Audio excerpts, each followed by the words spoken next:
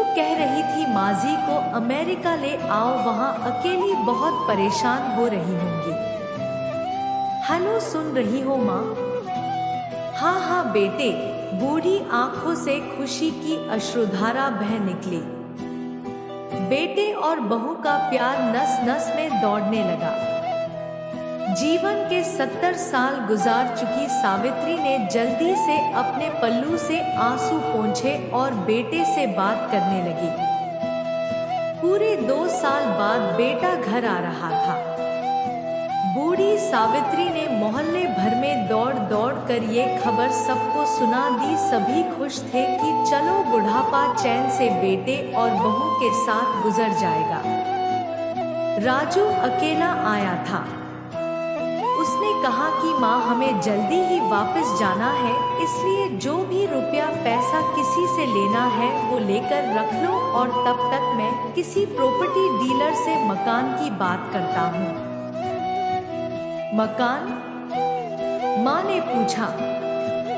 हाँ माँ, अब ये मकान बेचना पड़ेगा, वरना कौन इसकी देखभाल करेगा?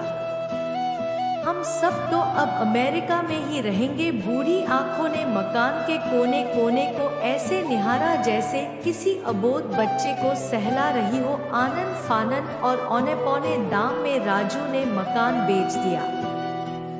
सावित्री देवी ने वो जरूरी सामान समेटा जिससे उनको बहुत ज्यादा लगाव था। राजू टैक्सी मंगवा चुका था। एयरपोर्ट पहुंचकर राजू ने कहा, माँ तुम यहाँ बैठो, मैं अंदर जाकर सामान की जांच और बोर्डिंग और वीजा का काम निपटा लेता हूँ। ठीक है बेटे। सावित्री देवी वही पास की बेंच पर बैठ गई। काफी समय बीत चुका था। बाहर बैठी सावित्री देवी बार बार उस दरवाजे की तरफ देख रही थी जिसमें राजू गया था, लेकिन अभी तक बाहर नहीं आया। शायद अंदर बहुत भीड़ होगी सोचकर बूढ़ी आंखें फिर से टकटकी लगाए देखने लगती। अंधेरा हो चुका था। एयरपोर्ट के बाहर गहमा गहमी कम हो चुकी थी। माँ जी, किससे मिलना है? एक कर्मचारी ने वृद्धा से पूछा। मेरा बेटा अंदर गया था टिकट लेने, वो मुझे अमेरिका लेकर जा रहा है, सावित्री देवी ने घबरा कर कहा। लेकिन अंदर तो कोई पैसेंजर नहीं है, अमेरिका जाने वाली फ्लाइट तो दोपहर में ही चली गई। क्या नाम था आपके बेटे का? कर्मचारी ने सवाल किया। राजू। सावित्री के चेहरे पे चिंता की लकीरें उभर आई।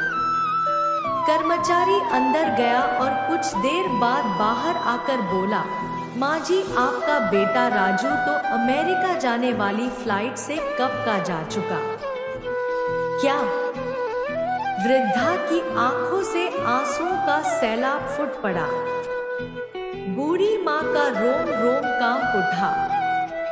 किसी तरह वापस घर पहुंची जो अब बिक चुका था। रात में घर के बाहर चबूतरे पर ही सो गई। सुबह हुई तो दयालु मकान मालिक ने एक कमरा रहने को दे दिया। पति की पेंशन से घर का किराया और खाने का काम चलने लगा।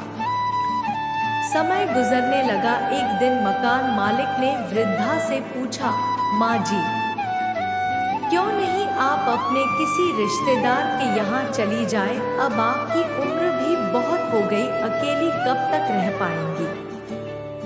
हाँ चली तो जाऊं, लेकिन कल को मेरा बेटा आया तो यहाँ फिर कौन उसका ख्याल रखेगा?